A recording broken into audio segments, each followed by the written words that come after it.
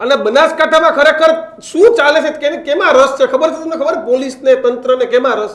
જે બનાસકાંઠાથી ગેરકાયદેસર રાજસ્થાન બોર્ડર ઉપરથી દારૂની ગાડીઓ આવે છે ને એના રૂપિયામાં રસ છે સાહેબ. એટલે કોઈ આવીને અધિકારી એવું ના કહી શકે ને આપણે કોઈ એવું કહેતો હોય તો આપણે ચેલેન્જ મારીએ ગૃહમંત્રીને કે એના સીસીટીવી ચેક કરાવો. એટલે કેટલી ગાડીઓ ગુજરાતમાં આવે છે તમને ત્યાંથી જ સાહેબ તમે હું ને દીક્ષિત બોર્ડર ઉપર ઊભા રહીએ તો આપણે 10 ગાડી પકડી પાડીએ એટલા કેપેબલ છીએ. કોઈ ખોટી હવામાં વાત નથી. બોર્ડર પર આપણને સત્તા આપે કે તમારે ગાડીઓ ચેક કરવાની તોય મળી જાય દારૂ. તમને દીક્ષિતભાઈ કિશનભાઈ એ બાબતમાં પણ એક પ્રકાશ પાડું કે દારૂ ગુજરાતમાં તો બનતો નથી એમ તો માનવામાં આવે ને, દારૂબંધી છે એટલે બનતો તો નથી. દેશી બને છે, વિદેશી નથી બનતો. રાઈટ. હવે વિદેશી જે પડોશી રાજ્યમાં વિદેશી દારૂ બને છે એ દરેક બોટલ હોય એની બેચ નંબર હોય, બેચ નંબર.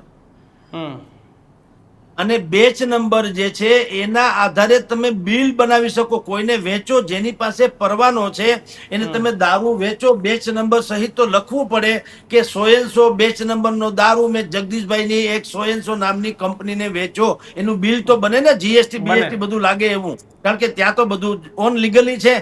અહીંયા ગુજરાતમાં કમનસીબે ગાંધીજી જન્મી ગયા એટલે અહીંયા દારૂબંધી છે.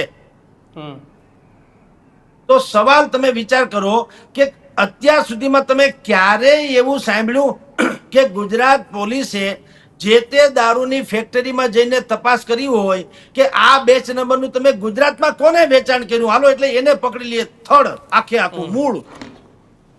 એને બદલે 6, 7 ટોલ નાકા, સ્ટેટ હાઈવે ના ટોલ નાકા પસાર થઈ જાય. ગુજરાતમાં ગોંડલ સુધી દારૂનો ખટારો, ઈ ખટારો આખો ઘૂસી જાય અને આઈની પોલીસ એમ કે અમને કઈ ખબર નથી. ધૂળ પડી તમારી પોલીસાઈમાં. મિત્રો આવા જ વિડીયો અને શોર્ટ્સ જોવા માટે આજે જ અમારી ન્યૂઝ રૂમ યુટ્યુબ ચેનલને સબસ્ક્રાઇબ કરો.